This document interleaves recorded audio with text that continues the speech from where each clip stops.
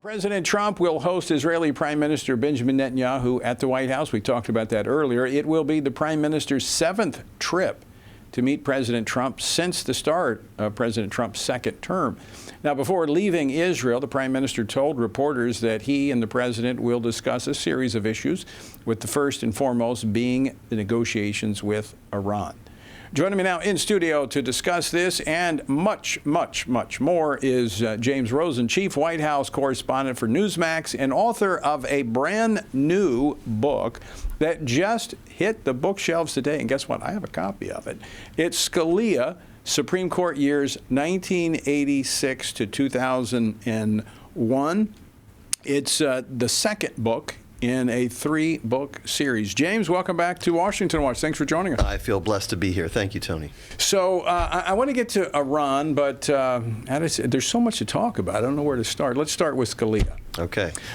Because you made a comment as you were coming in the studio, listening to my conversation with Senator Hawley. Right, and I heard both of you discuss statistics as to how many abortions occur each year, and we heard that there was 930,000 or so a couple of years ago. Now it's 1.1 million. This book, Scalia's Supreme Court years 1986 to 2001, covers the first half of Justice Scalia's tenure on the Supreme Court, his nearly 30 terms. So this runs from his first day on the Supreme Court, October 6, 1986, the first Monday in October of that year, all the way through Bush v. Gore, the national trauma of the Supreme Court effectively deciding the 2000 presidential contest. The book begins, the first chapter is called Red Mass. That is a special Catholic Mass that is held on the eve of the Supreme Court's opening in the first Monday in October every year. They have it at St. Matthew's. It dates back 7 centuries in Europe, only about 80 years or so in the United States, about 100 years maybe. And the Red Mass that was held at St. Matthew's here in downtown Washington on the eve of the October 1986 fall term opening was attended by the new Chief Justice, who was about to have his first sitting as a Chief Justice, William Rehnquist, who was a Lutheran, by William Brennan, who was the arch-liberal of the Supreme Court at that time, although he was appointed by Eisenhower. He had voted for Roe versus Wade. He was one of the 7 who voted. Rehnquist was a dissenter on Roe versus Wade. And then Antonin Scalia, who's the youngest and newest member of the Supreme Court, hasn't even really fully sat down there yet. And the bishop at that time of the archdiocese, Archbishop Hickey, who was later named a cardinal by Pope John Paul II, delivered a sermon for this Red Mass. The Red Mass is held to beseech God's blessings and guidance for members of the judiciary. That's the purpose of the red. And the vestments worn are scarlet colored. That's why they call it the Red Mass. Archbishop Hickey likened the current practice of abortion, circa 1986, to the Tower of Babel. And he said that the use of language in disingenuous ways serves to estrange people from God.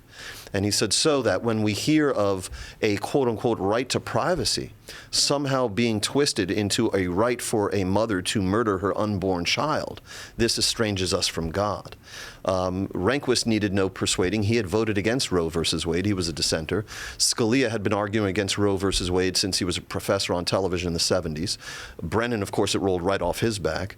But I make the point that the message being conveyed by this sermon was, as the Archbishop saw it, that any society that trains its state apparatus to sanction the murder, as the Archbishop saw it, of 1.3 million babies, unborn babies a year, will assuredly find itself subject to some form of divine retribution. But I looked up the CDC numbers, not from the abortion industry, from the Centers for Disease Control, how many abortions were taking place in 1986, and it was 1.3 million. And I link in the footnotes to that site. Let me go back to that sermon. That is biblical truth, all right? But so we've had a court that since that day has what we could describe, spiritually speaking, as repented. The Greek word for that is metanoia, meaning to change one's mind. The court changed its mind on abortion, but the policies of the country have not. So it took a while, right? Scalia was arguing against Roe versus Wade on PBS programs in 1978 and citing Roe versus Wade as the embodiment of an imperial judiciary. where judges, unelected judges, are arrogating unto themselves decisions that historically had been made in the states by people as voters. The first time he got to rule on an abortion case was 1989 in Webster v. Reproductive Health Services out of Missouri. Right. And the decision there really disappointed him because Chief Justice Rehnquist, writing the majority opinion, effectively gutted Roe but refused to overrule it. And Scalia basically said we should be overruling it. And that was the opinion in which he said that Justice O'Connor, Sandra Day O'Connor's writings, quote, cannot be taken seriously and caused a great rift. Then we have Casey versus Planned Parenthood v. Casey, the Pennsylvania case, 1992, more or less an echo of Webster. Well, not until Scalia's dead and gone, in 2022, does Justice Alito, who looked up to Justice Scalia, author the majority opinion in Dobbs, 6-3, overruling Roe versus Wade. I have an op-ed in today's Politico, the Monday morning Politico, or Tuesday Politico, based on my interview with Justice Alito in Chambers last year, in which we talked about his late friend and the conservative icon Antonin Scalia, whose passing is now 10 years ago, as of February 13th. But Alito almost didn't make it onto the court. That's right. Because President Bush had nominated someone else. That's true, and that went down in flames. But over the issue of abortion. You were talking about Harriet Miers? Harriet Miers, because I was here. Mm-hmm. And the conservatives would not take this wink and a nod, oh, they'll be okay. We said no more. We want someone who was clear on this issue because she said she was fine with Roe. And so the conservatives drew a line. Senators started to pull off. They had to withdraw the nomination 2 weeks later. Scalia in 1986 was confirmed by the Senate 98-0. In some measure because his nomination was paired with the elevation of Rehnquist, who was much more contentious for the Senate Democrats at the time. Sam Alito, when he's confirmed in 2005, it's 52-48. Oh, I remember the fight. Okay, and yet Alito's credentials for the Supreme Court were absolutely impeccable. Well, you just mentioned a moment ago that he was on PBS and he was teaching and he was speaking on these issues before he was elevated to the court, so his positions were no secret. True. And in this interview, which you can find on my X feed at James Rosen TV, or you can go to Politico and search for the interview with Justice Alito, I asked him, is there a direct line between what Professor Scalia was arguing in the 1970s and his writings in Webster and Casey to Dobbs? And Alito told me absolutely there is. And he said that I flatter myself to imagine that Nino, which was the nickname for intimates of Justice Scalia, would have written the Dobbs opinion exactly as I did. But he said he found a kind of a model for the originalist kind of opinion he wanted to write in Dobbs in Scalia's majority opinion in the 2008 case, D.C. versus Heller, where Scalia wrote the majority opinion and it upheld the constitutional right to own a handgun. I was going to say, that was a Second Amendment. Yeah, it's a Second Amendment case, but the way it was laid out and the originalist approach to interpretation was what Alito tried to bring to Dobbs. You know, we could take all day and talk about this. I love and we'll history. do it. Let's do that. Well, we can continue. Everybody else will leave here in about 6 minutes. But he shaped the court. He had a shaping influence on the court.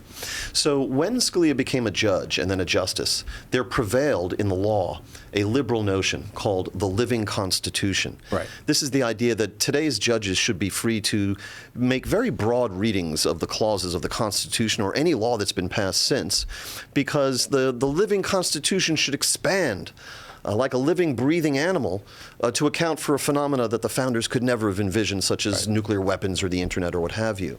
And basically, that is a vehicle for judges to graft their latter-day policy preferences onto the language of the law. That's consistent with how many justices come to this city, and they grow in their positions because they expand. They come in somewhat conservative or moderate, and they leave liberal.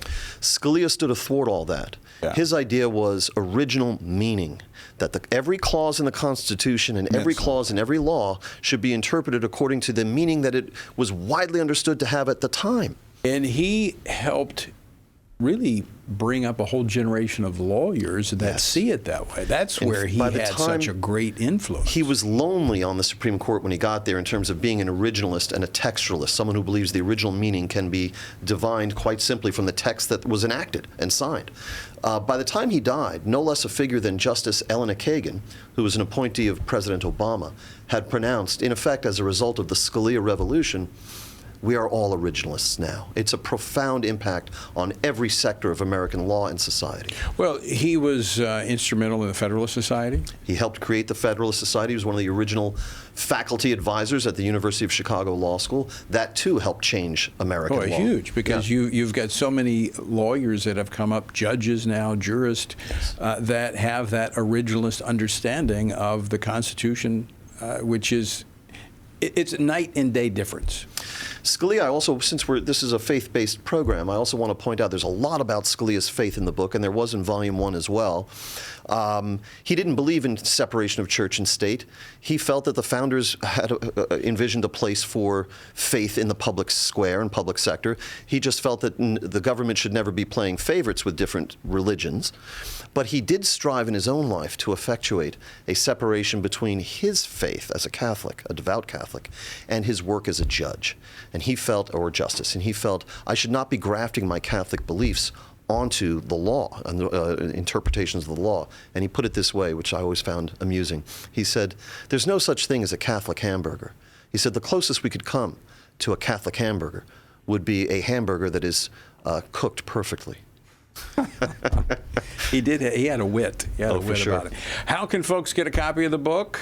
Anywhere, any bookstore, Amazon.com. Scalia, Supreme Court years 1986 to 2001. If you want to understand modern America and how we got here, this is the book for you and for your kids. And it's written for everyone, not just for lawyers. And it's very readable. I mean, it's for everyone, not just for lawyers. Yeah, so I encourage you to get a copy of it. Scalia has had such a profound impact on our country from the court.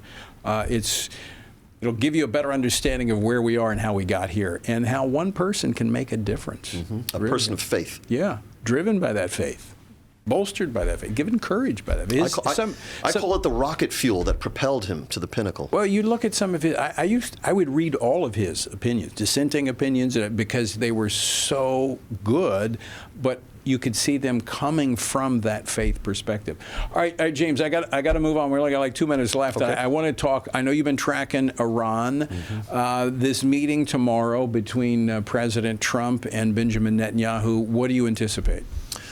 Well, I anticipate a meeting of two men who've known each other for a very long time and like each other and who are aligned basically in almost all respects as to global security and so forth.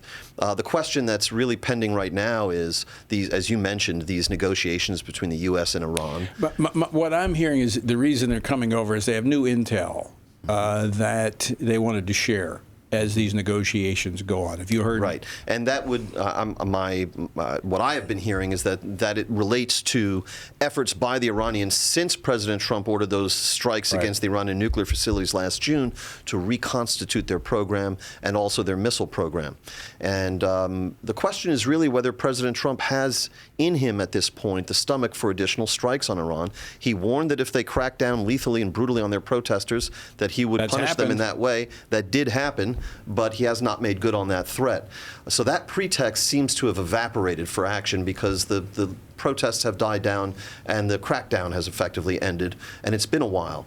And there's also the question of his MAGA base and whether they will be happy to see the United States taking such an interventionist role and a military role around the world. He's already done quite a bit of that, more than I think anyone anticipated. I think that is true. That is one of the issues that his base is raising, especially when you look at domestic issues. But I do think that the intel is probably going to be pretty convincing that the Israelis bring over. I trust their intel. We've moved a lot of assets into that region to be prepared for strikes. Yeah. James Rosen, always great to see you, my friend. I know you're also a frequent guest on This Week on Capitol Hill, another program we have on the weekends, but thanks for joining us here. I like that host a lot better than this one. You do? I do. Yeah, I do. Well, it's because you see him from a distance. He's more fluid, I think. Is that what it is? You're seeing him through a camera. James, good to see you. Thanks for joining us. And folks, pick up a book of Scalia by James Rosen.